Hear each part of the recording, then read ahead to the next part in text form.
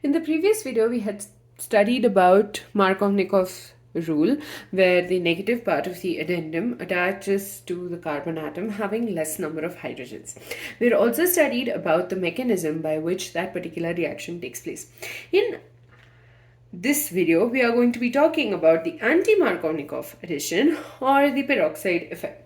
So what happened was, in the presence of peroxide, when the addition of hydrogen halide took place, it led to the formation of an opposite product to what we would expect from Markovnikovs. For example, here this is propene, right? In the previous video, we saw that prop-2-ene is the major product. But in this case, if you notice, in the presence of a peroxide, prop-1-ene is the major product that is formed in this reaction.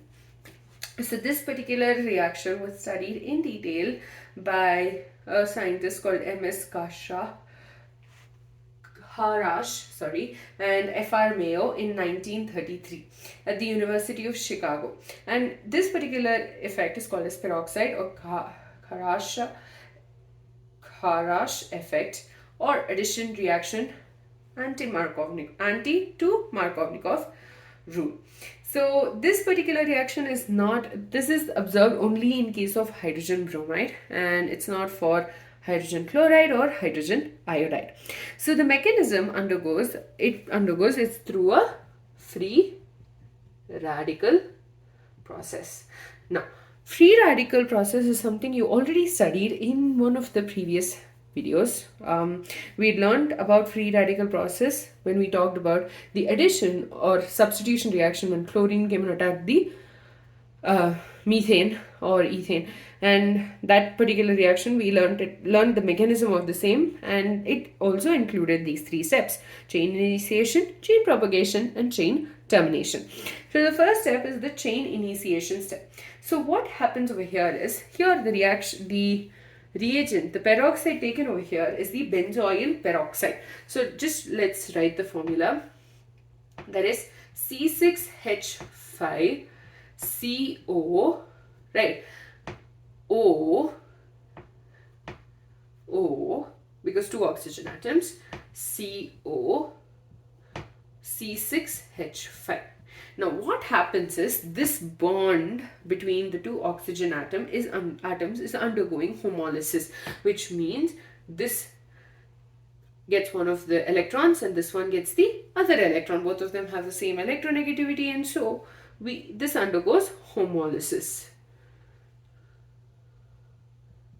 Now this leads to the formation of, you guessed it, free radicals.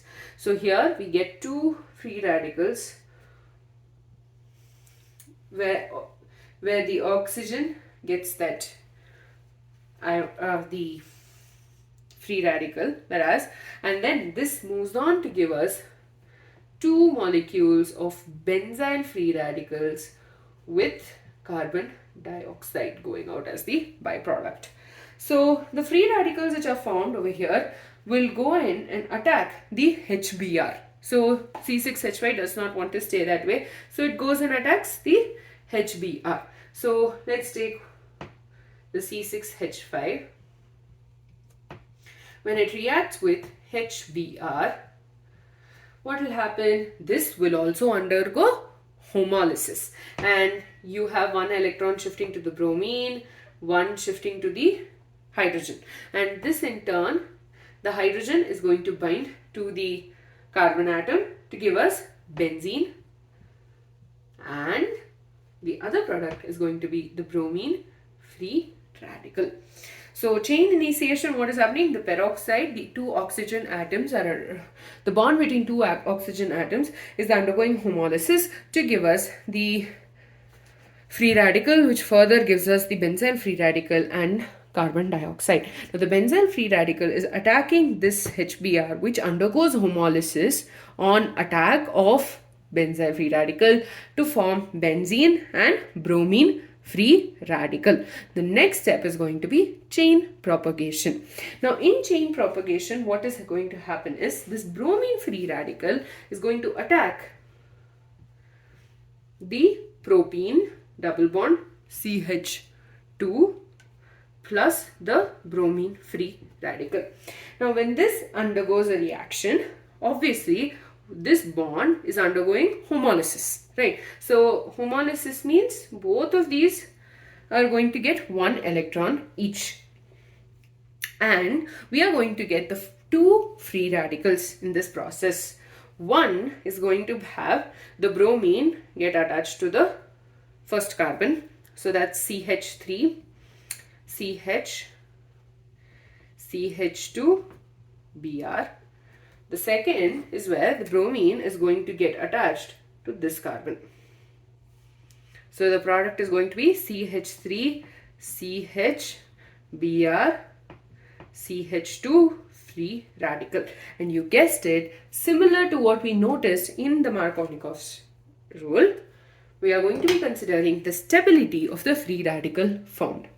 Now, in this case, we have two free radicals. This is a primary free radical, this is a secondary free radical.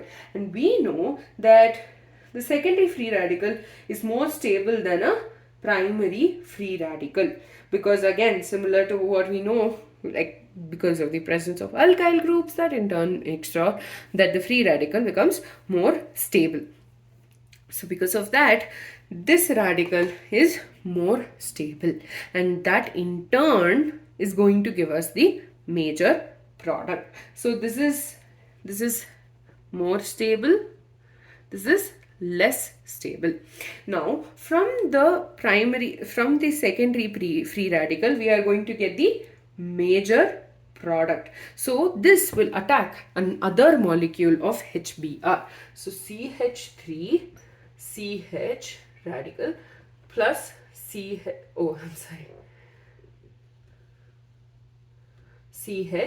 CH2 Br is reacting with HBr. Now when it attacks this also is going to undergo homolysis. So all these reactions on the arrow, you're supposed to mention homolysis is taking place. So it undergoes homolysis for us to get the major product. So CH3, CH, H, CH2, Br. Similarly, the minor, this is the major product, right? And the minor product is going to come from this free radical. So CH3, CH, Br, CH2 plus HBr, homolysis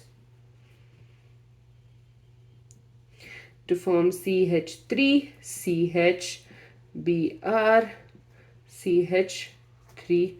That's the minor product. That is 2 bromopropane is the minor product, whereas 1 bromopropane is the major product which is formed. Now the chain termination, eventually obviously the reaction will run out of the free radicals, so the reaction is terminated. Now peroxide effect is not considered in the case of HCl or HI. Now what could be the reason for the same? We only talk about HBr. The reason is, in case of HCl, I'll just put down the bond enthalpies. So bond enthalpy of HCl is 430.5 kilojoules per mole. In case of HBr, the bond enthalpy is 363 kilojoules per mole.